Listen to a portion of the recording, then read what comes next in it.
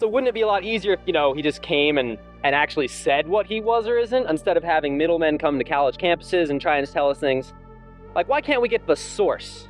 Good. Why can't he just come down? What's the purpose of your life? What are you living for? What am I living for? Yeah. To have sex with girls that say they love me. Okay. To have a couple good beers. Yep. Treat people well around me. Yep. And watch as much George Carlin as I can. Okay. So your purpose in life is to have sex with as many girls who love you as you can, to drink as many beers as you can, Yes. to be a good guy, Correct. and to watch as much George Carlin as you can. A group of sharp, skeptical college students corners Cliffe with questions that cut straight to the bone. If God exists, why won't he just show up? Why trust an ancient book over modern science? The crowd pushes hard, refusing to accept faith as an answer. Then Benjamin steps forward, calmly but relentlessly challenging Cliffe on the credibility of the Gospels, the possibility of miracles, and whether a sinless life can ever be proven without a full record. Cliffe fires back, not with religion, but with logic, evidence, and raw human psychology. The debate shifts from eyewitness testimony and ancient history to free will, the soul, and what it actually means to live a purposeful life. If we are nothing more than biology, then nothing truly matters. But if there is a creator, everything changes. Who wins this argument? Let's find out. So wouldn't it be a lot easier if, he just came and actually said what he was or isn't, instead of having middlemen come to college campuses and trying to tell us things? Like, why can't we get the source? Good. Why can't he just come down? Well, that's the whole point. He did come down. No. 2,000 years ago. Like, what's he been doing lately other than making footprints in sand? Like, why can't he come here? Well, you have a source document. You have the No. gospel. Like, that's an ancient book. We want now, today. Like, where's he been? What's he been up to? Okay, good. God, it's not enough what you've done to reveal yourself. Unless you do X, Y, and Z, you're not going to be privileged enough to have me believe in you. Do you think that smacks of sincerity? If a girl looks you in the face and says, I love you, and you say, really? I don't believe you unless you have sex with me. What do you think of that? That seems good. I like that. Just think about it. Because I think your answer that you just gave is the answer to your previous question.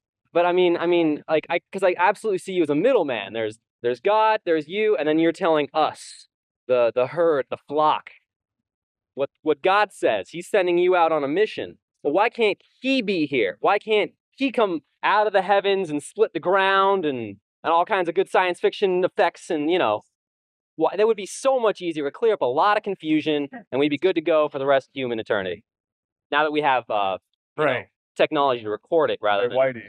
And the answer to that is, I'm going to burn it. God respects your freedom. Respect his freedom.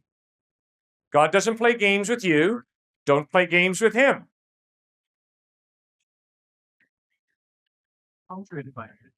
It's a game, sir. You're playing a game. And the game is, in order for me to believe in you, you have to do this. And if you don't do this, I'm not going to believe in you. Watch out. That's a trap. And if you treat a human being that way, you're going to have incredibly superficial friendships.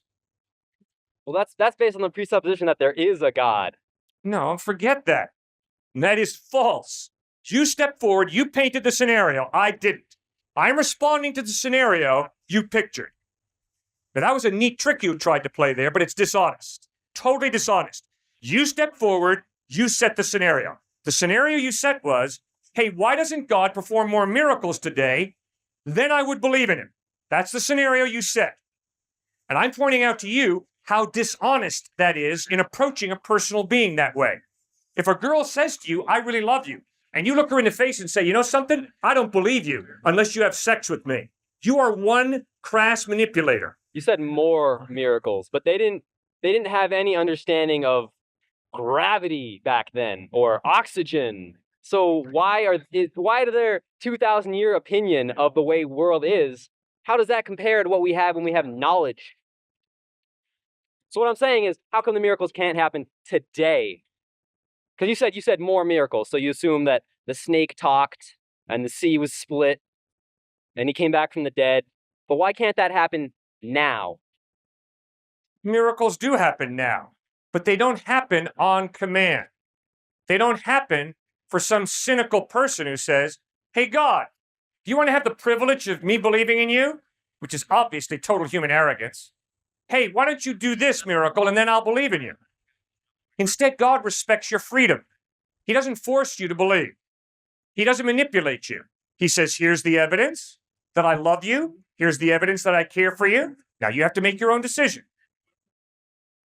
It's not manipulative that God creates us to love him. Like if I had an ant farm, Yes.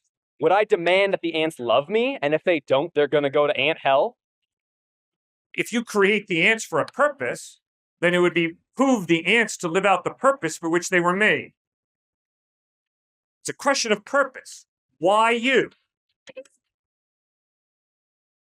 My friend brought up a good point, which I feel like we may disagree a little bit upon.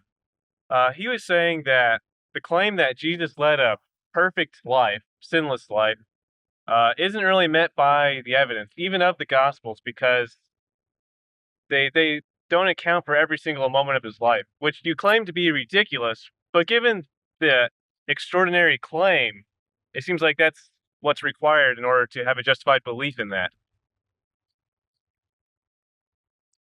Well, I think you're making the same mistake that Descartes made. Descartes was trying to say that unless I can believe something is true, you have to be able to prove it to me. I think that's a ridiculously naive approach to truth and to life. Sir, I can prove almost nothing. But that doesn't mean I can't make decisions. I make decisions based on evidence, not proof. And I think if you look at your life, you're no different from me. Well, I'm a little bit different than you, but Yeah, well, obviously you're a little different from me. And you're Yeah. fortunate that you are different from me in certain ways. Okay? So, I mean, I pray you'll come to put your faith in Christ, but I know I don't pray that you be just exactly like me. That would not be good in all situations, I can promise you. I think if you look at your life, you've got to acknowledge, I cannot base my life on proof. I base my life on evidence. I mean, if you're in ROTC, can you prove to me the United States government is not going to rip you off? No. If you're paying the University of Arizona lots of money to enroll here, can you prove to me that on your day of graduation, the University of Arizona is going to grant you a diploma? Maybe on your day of graduation, the University of Arizona is going to say, hey, you know something? Let's break tradition. No diplomas this year. oh no. It's possible, right? Anything's possible.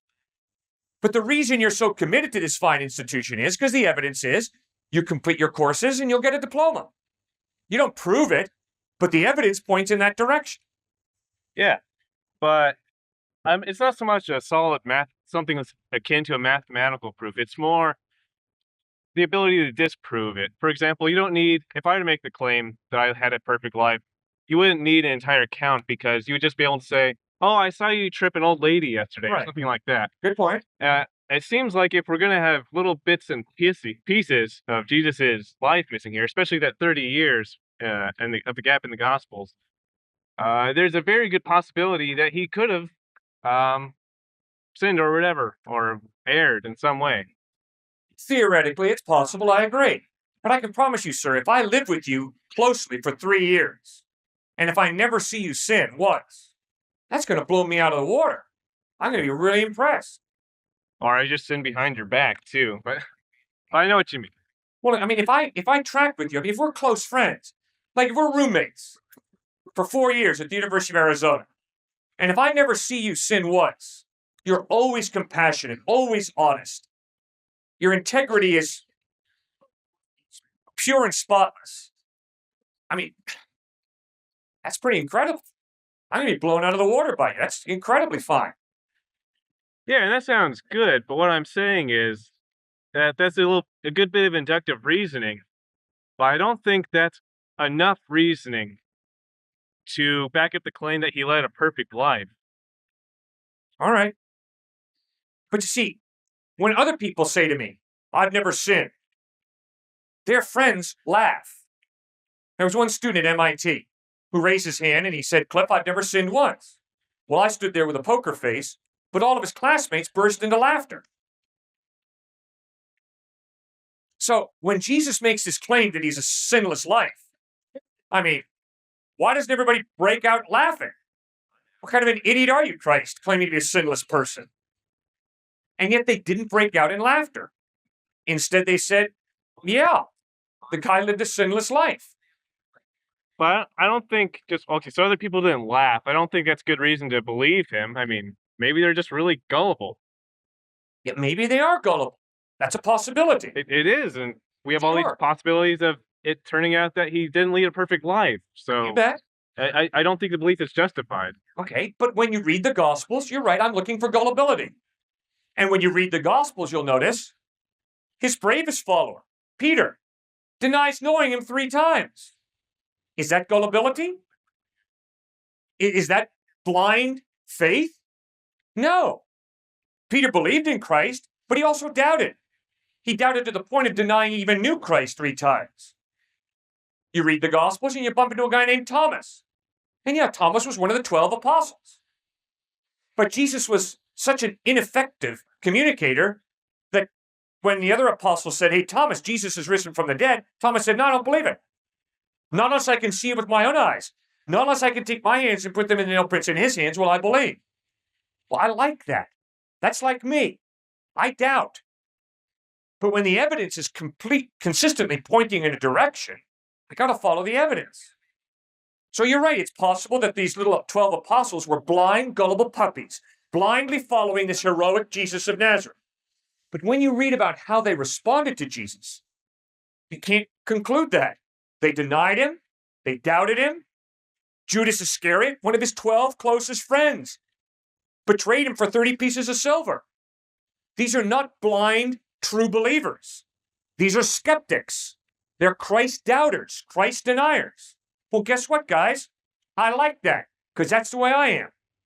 But I can promise you that ups the credibility of the Gospels, because they're recording all the doubts, all the skepticism. Well, if you're going to bring in the credibility of the Gospels, I mean, I think we talked about this a little bit before. I don't find them to be very credible. I Okay, mean, why? okay, yeah, like, I mean, last night you said it's not like telephone, but I feel that it really is like telephone. How? So we have information starting at one point, it's passing through certain people. Let's say it's 8 people or something like that.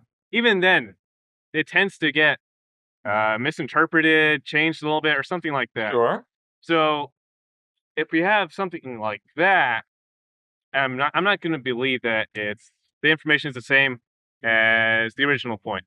So if we change it to eyewitness testimony and things like that over a few thousand years, I'm not sure if I'm going to believe that anymore. Okay. Especially given that a lot of the things in the Bible seem to be Jesus talking, which is a very specific event. And that doesn't seem like a very credible thing to me that they were able to replicate exactly what he said, if he even said it to begin with. Because, for example, miraculous things were written about Alexander the Great, but I don't believe those either. But even then, those weren't on the small scale of everyday conversations between people. Those are about actual major events. So if I'm not going to believe the major events, which seem miraculous, why do I believe the Gospels, which were small events? That's what I'm trying to say. Yeah. But Alexander the Great never claimed to be God in human form. He never claimed to be a prophet of God. Obviously, Alexander the Great claimed to be a very committed general, leader of an army. And he was obviously a tremendously successful, talented general, leader of armies. And so history chronicles how he led those armies to victory after victory after victory. Now, when myths grow up around Alexander the Great or around George Washington about him throwing $1 across the Potomac or whatever,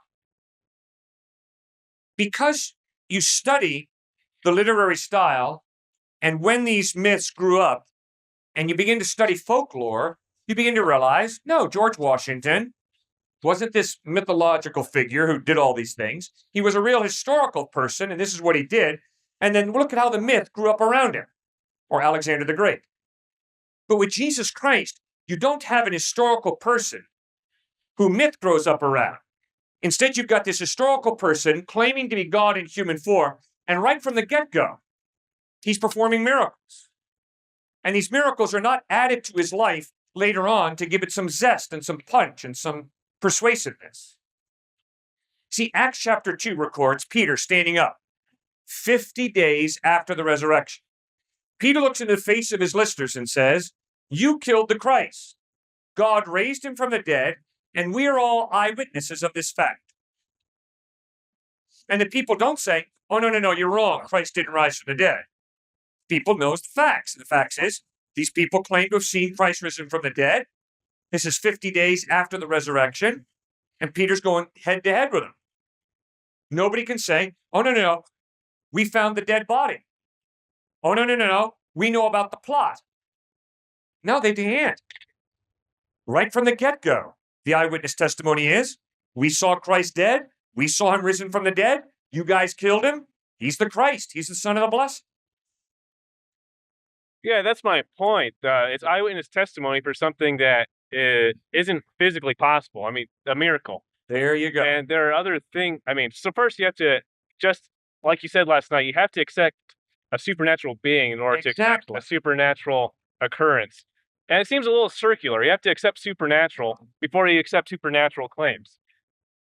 Well, no, it's not circular. In order for a miracle to happen, there has to be a supernatural God. Obviously, if there's no supernatural God, it is impossible for a miracle to happen, right? Because if there's no supernatural God, all of reality is natural order. And you don't have a miracle occurring in natural order. Right? So in order to have a miracle, you've got to have a supernatural God who chooses to change a natural law. All right, what is Jesus doing when he's turning water into wine? He's changing a law. And the law is not that water never turns into wine. Obviously, water does turn into wine, but it goes through a process of being in a grape and then fermenting.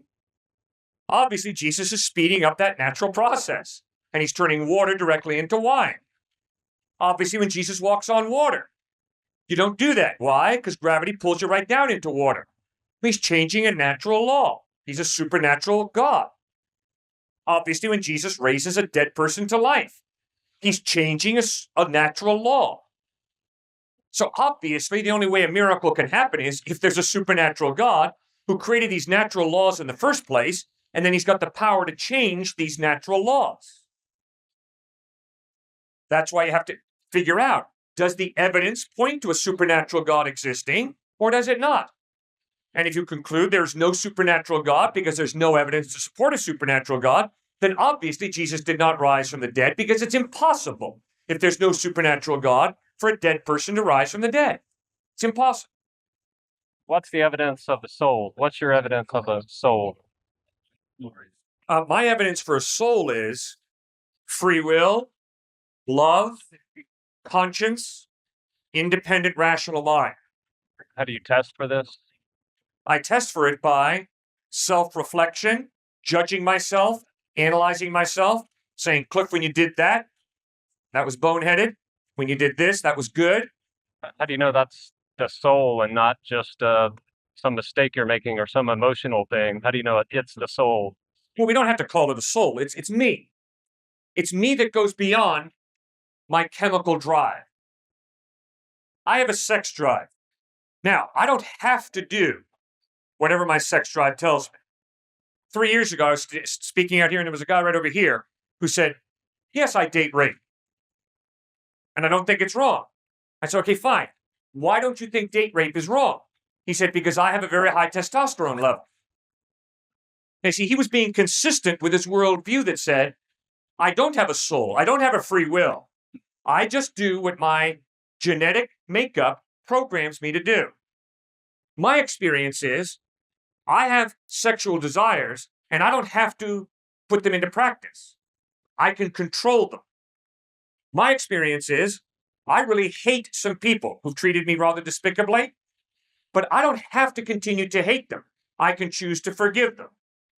Now, to be honest with you, Benjamin, at times I've hated them, and I'm embarrassed by that. But I know that I've also been able to change, and with the help of Christ, love people who naturally I would hate. Let me give you one quick example.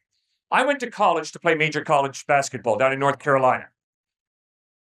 But there was an assistant basketball coach who would stand on the sidelines. And every time I'd make a bad pass, every time I'd make a bad shot, he would mock me. Ha, stupid. Look at the chicken out there. Knechtle can't play ball worth squat. My teammates would come to me and say, Cliff, what have you done against this guy? Did he treat you like a piece of dirt? And I'd say, I don't know. But I can promise you, Benjamin, I had some major bitterness and hatred towards that guy. I tried to love him, Benjamin. I tried to care about the guy. I failed time and time again. I hated his guts. If he would have died, I would have been celebrating at his funeral, to tell you the truth. And it wasn't until I reached the point where I said, Christ, I need your help. I've tried to love the guy and I failed repeatedly. And Christ helped me to love a man who I hated on my own. You know, I've had similar hatred toward people, but I've been able to restrain myself without the belief in Christ. It's, Good. you know, ethical measure. And isn't that your free will? Isn't that the real Benjamin choosing not to hate? I guess, but it's constrained, you know, by certain events. Right. It's not just, you know, something I feel that I was born with this, you know, to not go kill this guy or whatever. When certain people have hurt me very deeply, my knee-jerk response is to hit him as hard as I can. I don't have to think about it. I don't have to deliberate about it. If someone cuts me off at the knees, my knee-jerk reaction is, I'm going to cut you off at the knees. That's not my knee-jerk reaction. Okay? Good. Well, that's great. But, Benjamin, I think if you look over your life with a fine-tooth comb, you'll have to acknowledge that too frequently your knee-jerk reaction has been selfishness, thoughtlessness. Oh, Come on, not too Benjamin. much. Of course, there's selfishness here and there, but as a whole, no, I would say the majority is not selfishness. Maybe some people are like that, but you can't take one person and All right. assume the entire species Okay. like that. Benjamin, I used to think that I was a really selfless guy. Then I got married. And I can promise you, Benjamin, being married to a woman showed me very clearly how selfish I am. Then I thought I got over my selfishness. Then we had 3 boys. Then I really found out how selfish I am. Human selfishness is deeply ingrained. And yet we can fight that selfishness and be generous. We have free will.